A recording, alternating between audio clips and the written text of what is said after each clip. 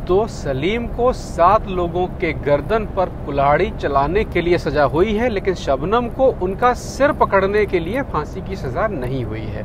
शबनम को जो फांसी की सजा हुई है वो सजा हुई है जो एक 11 महीने का बच्चा था, जो कि गला घोटते समय जिंदा बच गया था। शबनम ने जिस तरीके से उसका गला घोटा था, उसका वो तरीका ही उसकी फांसी की सजा में कन्वर्ट हो गया। उसने एक डंडा लिया और उस बच्चे की गर्दन पे डंडे को रखकर उसके ऊपर वो खड़ी हो गई। एक आदमी के बस की बात नहीं होती है, क्योंकि ये पाइप काफी मोटा होता है। तो जो प्रोफेशनल गला घोटने वाले होते हैं वो उस पाइप को हाथ ही नहीं लगाते हैं। उसकी बगल में 2 नसें होती हैं, उनको दबाने से दिमाग में जाने वाला खून रुक जाता है, उससे मौत होती है। तो केवल 2 उंगलियों से आदमी को मारा जा सकता है। शबनम अली, कहानी तो पूरी आपने ठीक से सुनी ली होगी, कब मारा, कैसे मारा, किसको मारा, कितनों को मारा, और उसके लिए उसको और उसके प्रेमी दोनों को फांसी की सज़ा हुई। और अब वो अंतिम घड़ियां गिन रही है। उस कहानी पर नहीं जाएंगे, क्योंकि उसको बहुत सारे क्राइम रिपोर्टर्स ने बहुत अच्छी तरीके से समझाया है, और आप मुझसे बेहतर उनसे सीख सकते हैं, समझ सकते हैं। यहाँ पर जिस चीज़ के लिए आप आए हैं कि उसको फांसी नहीं होगी, माने अभी नहीं होगी, उसकी वजह क्या है, और ये बात तमाम चैनल रिपोर्टर्स आपको क्यों नहीं बताते हैं। देखिए, फांसी अभी इसलिए नहीं होगी, उसके पीछे सुप्रीम कोर्ट का 2014 का एक ऑर्डर है कि अगर किसी एक क्राइम में 2 लोगों को एक ही जैसी सज़ा होती है, मतलब कि दोनों लोगों को फांसी अगर होती है तो दोनों को एक ही समय पर फांसी दी जाएगी।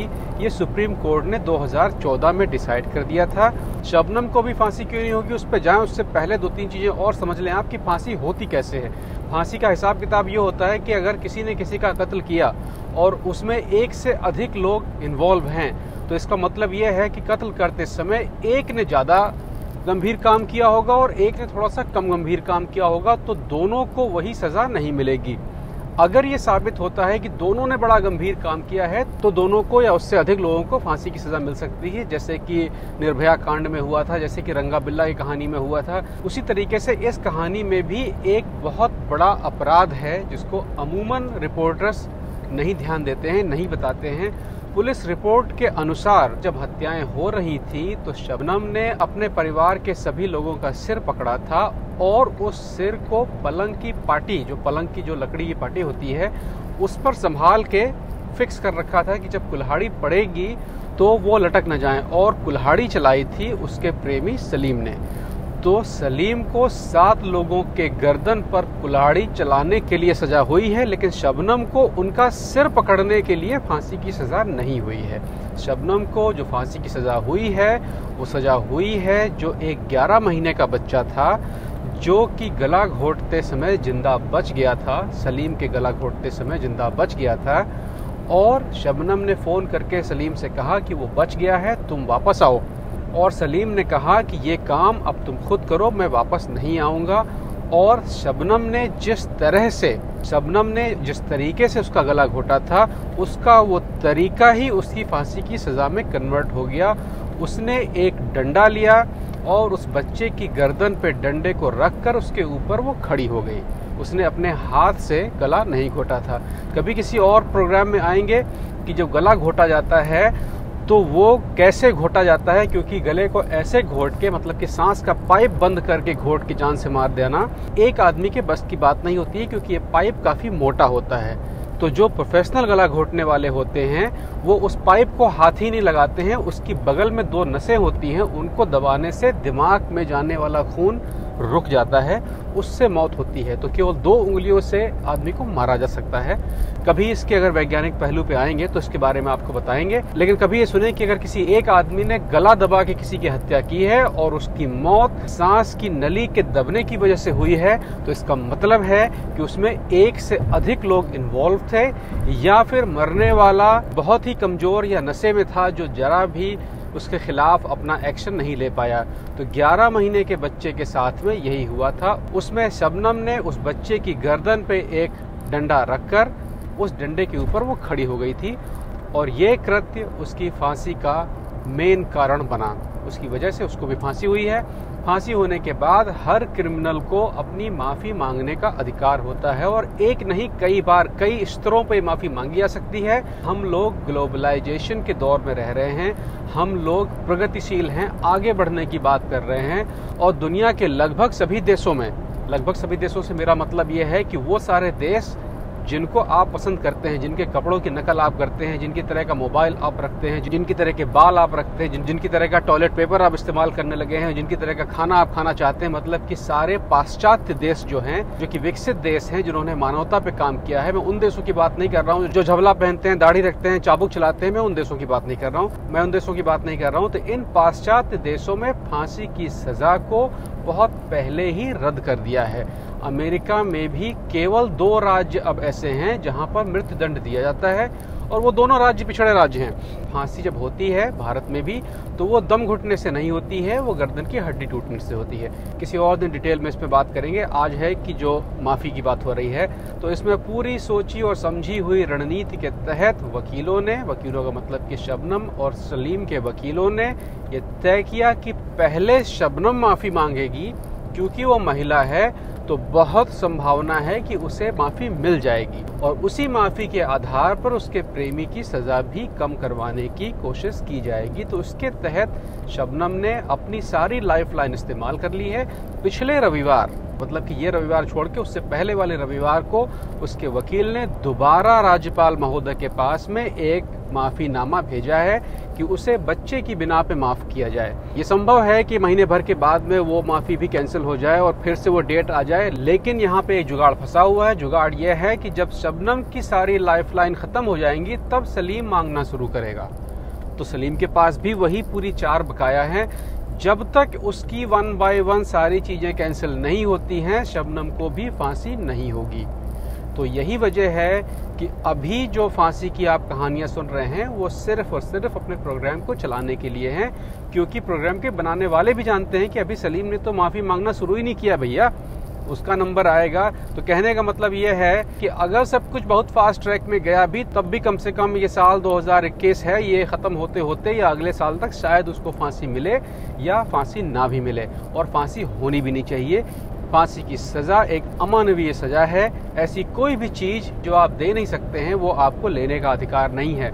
आप किसी को जान दे नहीं सकते हैं तो उसकी जान ले कैसे सकते हैं। सोचिए, इतने साल से वो जेल में बंद है और बाकी की ज़िंदगी वो जेल में गुजारेगी, तो उसने जो किया है उसका तो फल उसको मिल ही गया। फांसी के पीछे इतना लोग क्यों पड़े रहते हैं? अपने यहाँ तो लगता है लोगों को मजा आता है कि जब फांसी की सजा होती है और उसको बड़ा चाव से देखते हैं कि भैया मरना चाहिए, मरना चाहिए, मरना चाहिए। क्यों मरना चाहिए भाई? उसको देखना चाहिए कि वजह क्या थी कि अपराधी ने इतना बड़ा अपराध किया, ऐसा क्या किया जाए कि इस तरह का अपराध दोबारा ना हो। क्योंकि सजा देने से, ये पूरा इतिहास आप उठा के देख लें, अगर सजा देने से अपराध कम नहीं होते हैं। अपराध कम तब होंगे जब उसका सोल्यूशन निकाला जाएगा। जैसे कि शबनम के केस में है। शबनम जब जेल में थी तो उसका ट्रीटमेंट हुआ और चिकित्सकों ने, मनोवैज्ञानिकों ने बताया कि उसको बॉर्डर लाइन पर्सनैलिटी डिसऑर्डर की बीमारी है।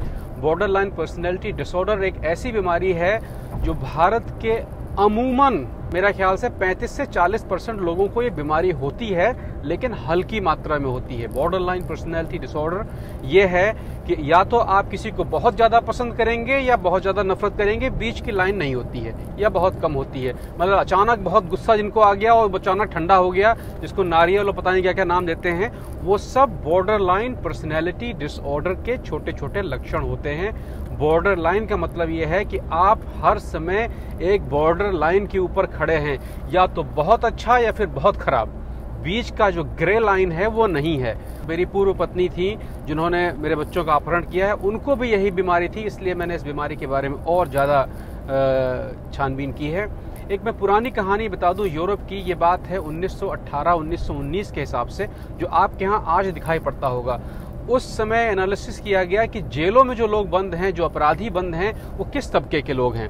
और ये पता चला कि अमूमन वो तबका जो गरीब है, कम पढ़ा लिखा है, उसके घर के लोग ज़्यादा जेलों में, ज़्यादा अपराधों में शामिल हैं। जैसे अपने यहाँ कहा जाता है कि मुसलमानों में अपराध ज़्यादा होता है, या सड़क छाप जो लोग होते हैं उनमें अपराध ज़्यादा होता है। तो 1918 में यहाँ की सरकार ने इस पे काम करना शुरू किया और ये पता चला कि मध्यम वर्ग, निम्न आय वर्ग के संस्कारों को भी खा जाता है। कैसे खा जाता है? एक मोटा सा उदाहरण ये है, अपने यहाँ ये आज भी होता है। भाई आपके यहाँ एक छोटा सा बच्चा पैदा हुआ और बच्चा पैदा होने के बाद और आप दोनों ने डिसाइड किया कि भैया थोड़ा आराम भी करना चाहिए और हम लोग एक मेहरी लगा लेते हैं और हम लोग एक कुक रख लेते हैं। इतना पैसा है कि हम इन दो लोगों को या एक ऐसा कोई घर में काम करने वाली महिला रख सकते हैं जो झाड़ू पोछा बर्तन करती हो और खाना पकाती हो, दिन के 6 घंटे वो आपको देती हो। तो आपने अपने पैसों के बल पर एक व्यक्ति को रख लिया अपने यहाँ काम करने के लिए, जिसको कि आप खुद भी कर सकते थे। आपके ऐसा करने से आपने उन 6 घंटों का इस्तेमाल अपने बच्चों की परवरिश में दे दिया, लेकिन उसके बच्चों के वो 6 घंटे ले लिए। उसको आपके यहाँ काम करना है क्योंकि परवरिश से ज़्यादा ज़रूरी है रोटी। अगर वो पैसा नहीं कमाएगा या पैसा नहीं कमाएगी तो वो रोटी घर पे नहीं पहुंचा पाएगी, और जब रोटी घर पे नहीं पहुंचेगी तो और बड़ी समस्या होगी। तो जो निम्न आय वर्ग के लोग होते हैं वो मध्यम आय वर्ग के लोगों के लिए काम करने के चक्कर में अपना बहुत सारा समय जो उन्हें बच्चों के साथ में गुजारना था, उनकी परवरिश करनी थी, उसको नहीं दिया और बच्चों ने वो परवरिश सड़क से ली या जो अगल बगल के जो ठुल्लम खां टाइप के लोग होते हैं उनसे ली। तो वो बड़ा हुआ उन अपराधी संगतियों या सही परवरिश के बिना। तो अगर लॉन्ग टर्म में आप देखेंगे तो आप मध्यम वर्ग आय के लोगों ने ही उसको अपराधी बनाया, क्योंकि आपने उसके माँ बाप को उसकी परवरिश नहीं करने दी। तो इस रिपोर्ट के बाद में यहाँ की सरकार ने नियम बनाया कि हर परिवार की एक मिनिमम आय योजना होनी चाहिए। हर परिवार को जिंदा रहने के लिए और अपने बच्चों को परवरिश देने के लिए एक मिनिमम आय की योजना रखी। उस समय रखी गई थी 675 गिल्डर और जो आज है 1350 यूरो। तो यहाँ पर हर परिवार को अगर उनके पास कोई भी इनकम नहीं है तो 1350 यूरो मिलता है। ये इतना पैसा होता है कि इसमें 2 लोग और 1 बच्चा आराम से पल सकता है। और जब यहाँ लोग काम करने जाते हैं तो कोई भी नौकरी उन्हें 5 दिन से ज़्यादा की नहीं मिलती है। आप किसी भी आदमी को 5 दिन से ज़्यादा यहाँ पर नौकरी नहीं रख सकते हैं हफ्ते में।